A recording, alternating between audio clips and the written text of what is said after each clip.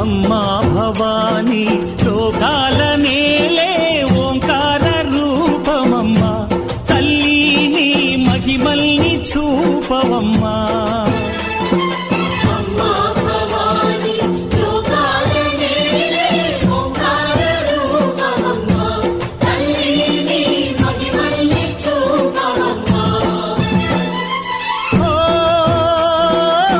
సృష్టికే దీపమా, శక్తికే మూలమా, సింహరథమే నీదమ్మా. అమ్మ దుర్గమ్మ భక్తులను దీవించుమా.